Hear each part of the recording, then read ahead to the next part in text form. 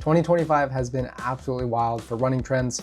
Some have been game changers and others, well, they need to be stopped immediately. So today I'm gonna be ranking them on my totally scientific, unbiased tier list. So here's how this works. We've got S tier for elite, A tier, PR, potential, B tier, that'll do, C tier, come on now, and D tier, lost the plot. For all my Brits out there, you know what's up. Now, I want to be clear, these are my opinions as an amateur runner who's been running consistently for about 7 months. So I'm not a pro.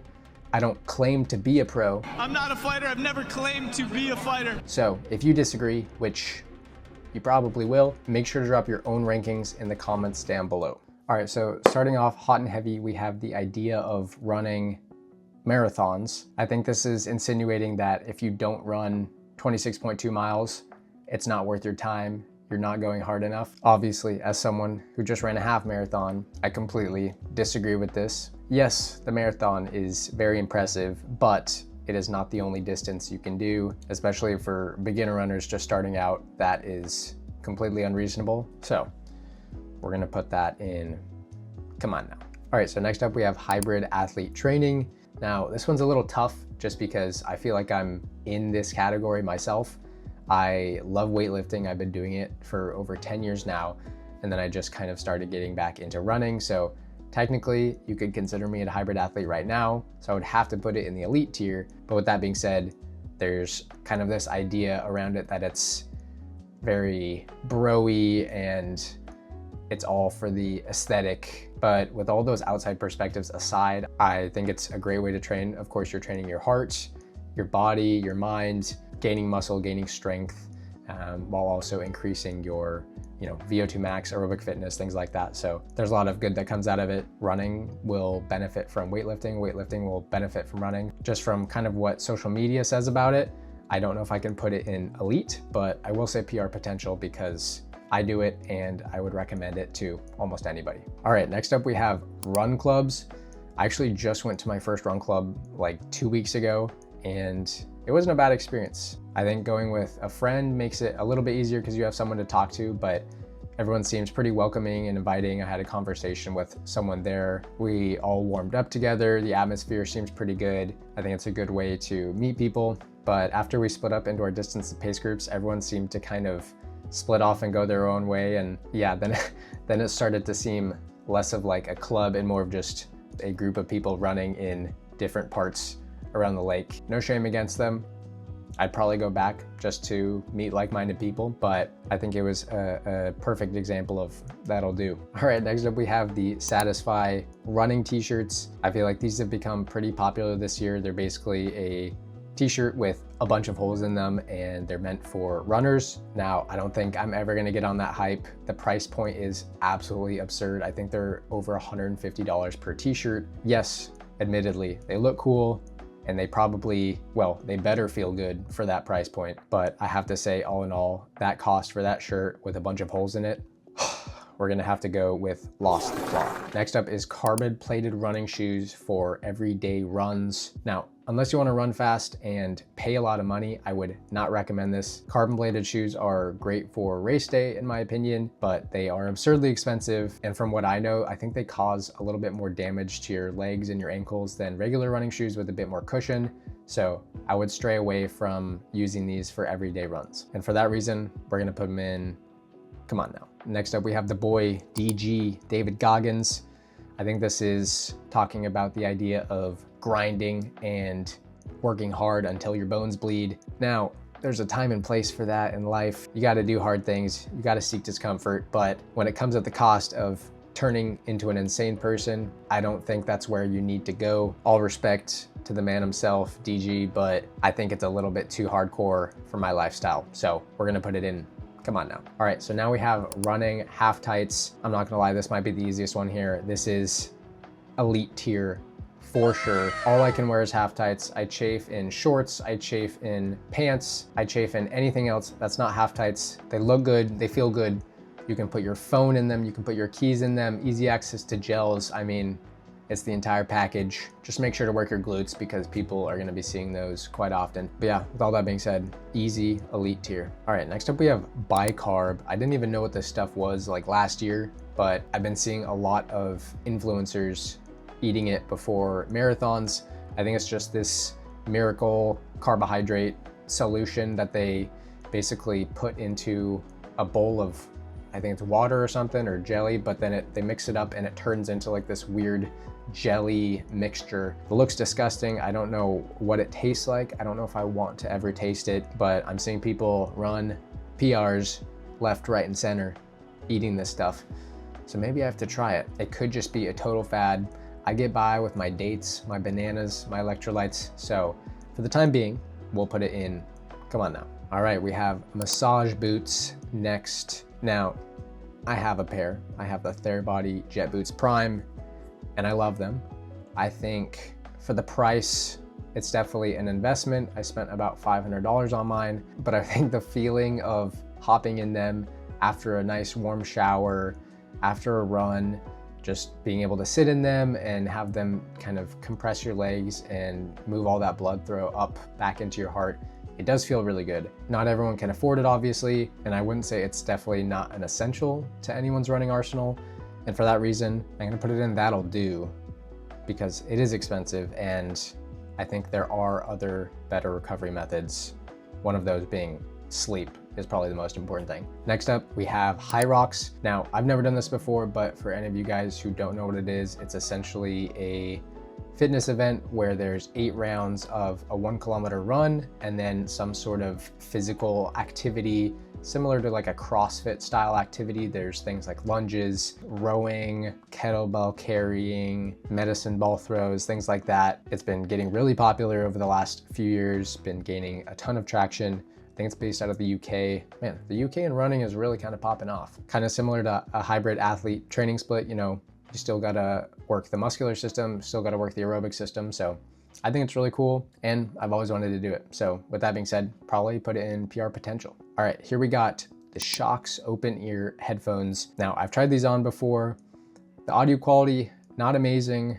The fit, yeah, they stay on, but that's what I would expect of headphones. Personally, they look a little silly. Not that I care what I look like when I'm running, but I think AirPods look better than them. Yet I do know a lot of people who wear them and enjoy them with relatively mixed reviews, but I think most people like them. So I guess we'll put it in That'll Do. Ooh, here's an interesting one. We got Runna, aka an AI running coach platform. I'm actually using this right now to train for my Eugene half marathon. Been using it about the last 3 weeks and I really have nothing bad to say about it. I think if you're looking for a running coach, if you're looking for a structured running plan, I think it's about 20 bucks a month or 120 bucks a year. For a lot of people who don't have either the accountability or the know-how or the knowledge to understand how running training plans work, I think this is a great idea for people. It adapts to what race you're running, how challenging you want the progression of the runs to be. You can add in things like travel dates and B races, things like that. I think the app overall is really cool. I've been really impressed by it. Now, it's kind of tough to tell whether an AI coach can actually replace a real life running coach. I've never had a real life running coach before, but it's definitely alleviated a lot of time and not necessarily stress, but just, you know, having to make a running plan and figure out how to get faster. This definitely makes that process easier. So with that being said, I'll probably give it a PR potential. Next up, we have running vests, specifically running vests that people use when they run on the road. Now, I don't want to cause a whole lot of controversy, but I think this is a little overkill, especially people wearing it for like 2, 3, 4 mile runs. I get maybe if you need to carry your phone and you have no way else to carry it, but if you're putting a bunch of nutrition and water in there for like a 20-minute run, that seems a little bit overboard for me. So yeah, I guess if we're talking strictly road running here, I'd probably steer clear of it and give you a, come on now. All right, well, okay, this one is pretty self-explanatory. We've got toe shoes, toe socks, whatever you call them. I don't give a damn. Those are going straight into you've lost it. Back to recovery tools, we have the Theragun or any sort of massage gun. Again, I also own one of these. I have the Theragun Mini, which I pretty much use every single day, not only with running, but with weightlifting as well. You know, after a leg workout, it's nice to flesh out the muscles with this thing. If we're comparing this to the massage boots, I think this one is probably the better bang for your buck. Not only is it cheaper, but I think it does a better job at getting, you know, lactic out of your legs. It's a bit more customizable in terms of the spots you can reach on your body that maybe massage boots or some other method can't really get to. So I think this is absolutely essential. It's super portable. I love it, and that's why I'm gonna give it PR potential. Incline walking on the treadmill. Now, I do this myself. Before I started running, I would do this a lot as my cardio. So I really don't have a bad thing to say about it per se. You know, you can watch YouTube, you can listen to music, you can just kind of zone out. I guess in place of running, it definitely does not replicate running. It does get your heart rate up if you go, you know, steep enough and at a certain pace. So with that being said, we'll put it in that'll do because I personally enjoy it, but it definitely doesn't replace the sport of running. Oh baby. Here we go. We got saunas next up. There's a ton of people I've seen online who are absolutely into saunas, contrast therapy, which is like hopping in a sauna and then going into a cold bath, back and forth, back and forth. And I can't lie, it is pretty great. My parents actually have a sauna, so whenever I go back to their place, I'll typically hop in and it just feels really good getting in, getting a nice sweat on, and you can be done within 15 to 20 minutes. There's a lot of studies that have said it helps with, you know, blood flow and circulation, mental clarity, things like that. So I don't really think there's a bad thing to say about saunas. I was just in Japan last month with some of my friends, and we went to some onsen, which are kind of like their natural hot springs, and both of them had saunas in them, and it was just absolutely delightful. So I can't really say much more about it. It's elite. All right, so sort of similar to what we had before, these are weighted vests. I've never actually ran with a weighted vest before. I feel like this is more so a CrossFit thing or just trying to burn more calories, make it harder for yourself type of thing. I think they look cool. I think they probably give you a better workout, but for the purposes of running, I don't think it's very necessary. So put it in, come on now. Whoop-de-doo, we got the Whoop, another wrist wearable. I've actually tried the Whoop 3.0 and the 4.0 out. I got both the free trials for the month just to test it out. And I will say it is really cool if you are into data-driven insights. There's a ton of different metrics to look at. For the sake of running, I think it's really good for, you know, measuring things like sleep and recovery and, you know, how much your body is straining day to day. But with that being said, it doesn't have a watch face. You can't really track anything in regards to, like, you know, the speed and pace of your runs. So if you are looking for a handheld wearable, I would not get the Whoop. I would go to a running watch. But if you do have the money, if you do love looking at the data, if you do any sort of other sport besides running, it might be worthwhile. But for running specifically, I'll probably just put it in that'll do. Next up, we have trail running. Sorry, I just had a little PTSD flashback there. I ran my first ever trail race actually about 2 months ago up in Whistler, Canada. And I think it was actually really fun. I would recommend anyone who's either bored of running on the roads or just kind of wants a different, you know, change of scenery. I think trail running is a great source and outlet for that. Now, I personally like road running a bit more just because I can test myself and challenge myself in terms of pacing, but you really can't beat the views of trail running if you are in a, you know, naturally advantageous place like the Pacific Northwest. I might get back into the future, but for now, sticking to road running. So we'll put it in. That'll do. Ooh, next one. Okay, we have Zwift, which is kind of almost like a video game for running. A lot of cyclists and runners use it. It's for indoor training. You know, you'll hook it up to either your treadmill or your bike, and you can basically race people online. I think the idea of it is really cool, you know, gamifying the experience of working out. In my head, that seems really cool, but in reality, I'm just kind of questioning why you're not running outside or in an actual race against real people. Personally, I hate running on treadmills, so just the idea of that makes me cringe. So if we're comparing Zwift, running on a treadmill versus other people versus running outside, then I gotta put it in.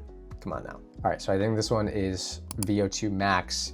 The idea of VO2 max, I think I read something or watched a YouTube video recently and it was like VO2 max is the #1 predictor of living long. So knowing that, I think I gotta put it pretty high. Now, I don't know if I'm a huge fan of like comparing your VO2 max to someone else and, you know, one-upping them. Mine's pretty Mine's pretty high, by the way. But if it is that scientific indicator of being able to live longer, I think it is a super important metric. I think it's how much oxygen your blood can take in per whatever. But yeah, it's kind of a fun metric to look at, and when it goes up, I'm happy. So with that being said, I'm gonna put it in elite. We are back to the supplement game. We have creatine. Again, this is also something I have been taking for about the last 1.5 to 2 years. I took it on and off before that as well, but it's the most researched supplement in the entire world.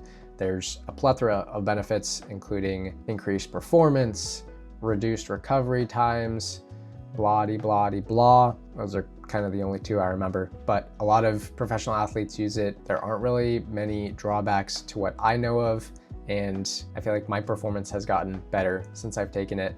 Could be placebo, but I've only seen it improving my physical fitness. So I think it's a great supplement, and I just put it in my protein shake pretty much every single day, get it down. So with that being said, we're gonna put it in PR potential. And finally, we have not only just Strava, but I think there's been a new trend this year of the idea of Strava mules, which are basically people who will run a race for you in order to kind of show off and flex to everyone on your Strava feed. I don't know where social media has gone. I don't know where mental health has gone in the last few months, but this is absolutely insane to me. Yes, I do use Strava, but I pretty much post and forget about it. I just don't want it to become this war zone for people trying to one-up each other, because that is crazy to me. And the idea of literally hiring someone to run a race for you, not only you, the person hiring the person, but the mule themselves running the race for money. I don't know who is lower on this tier list, but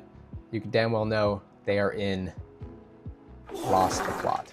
All right, so there you have it, my complete tier list of this year's running trends. Some of you are probably furious, so let me know how you feel in the comments down below. Let's stir something up here. Tell me what I got right, tell me what I got wrong, tell me what I missed in my tier list. And look, at the end of the day, whatever running trend makes you perform and feel the best is really what matters. We're all just trying to get better, have some fun, and beat our friends on Strava. So with that being said, if you enjoyed this video, make sure to like, comment, and subscribe. Follow my Strava if you'd like to, and yeah, I'll see you in the next one.